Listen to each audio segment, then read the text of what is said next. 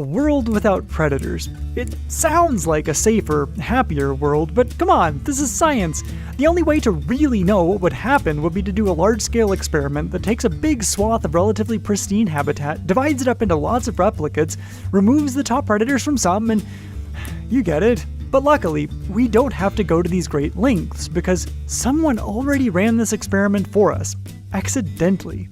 Hi, I'm Cameron, and this is Think Animal Science. The accidental experiment began during the 60s and 70s when the Venezuelan government built a huge hydroelectric dam on the Caroni River. The dam ended up birthing a brand new lake, which by 1986 had created a bunch of brand new islands of varying sizes, each of which ended up with a more or less representative sampling of local species. Except that all the top predators, like jaguars and harpy eagles, had abandoned or died off on the smaller islands because they didn't give them enough territory to hunt.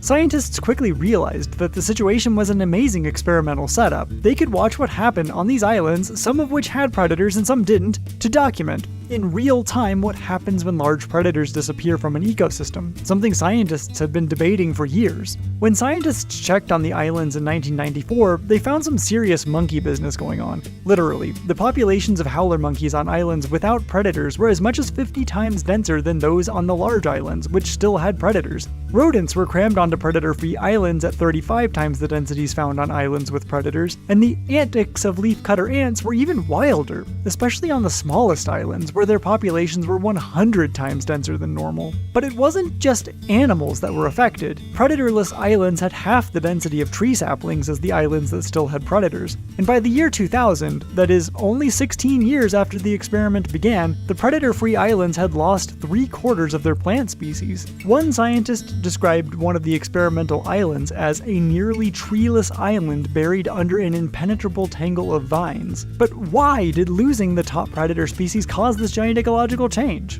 Well, with no predators to keep them in check, herbivore populations exploded. Some of those critters quickly nommed their way through their typical food supply, and when that wasn't enough, they started chowing down on stuff they normally passed over, ultimately devouring every plant part they could. Meanwhile, others, like leafcutter ants, carried away plant debris so fast that nothing was left to decompose on the forest floor and replenish the nutrients in the soil that plants need. The few scrappy species that could tolerate these conditions ran wild. In the words of the scientists, removing the top predators unleashed an ecological meltdown.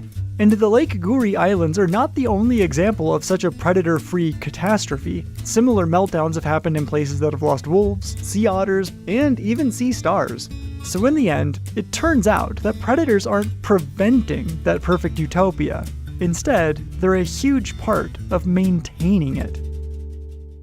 In many parts of the ocean, sharks are those apex predators, but as shark populations crash due to overfishing and climate change, we are just starting to understand how their disappearance could affect all sorts of marine ecosystems. Which is why we are super excited to make this video in partnership with Florida International University, which has been leading much of that research. FIU professor Michael Heithaus has been studying the role that sharks play in those ecosystems and the danger that their declines are posing worldwide. It turns out that when shark populations fall, grazers like sea turtles destroy super important seagrasses and kelp forests. But a marine meltdown is not inevitable. Dr. Heithaus and his colleagues have found that we can protect these key predators by creating protected marine areas and limiting the use of fishing gear known to harm sharks. To learn more about FIU's incredible predator research and all of their other research programs, visit fiu.edu.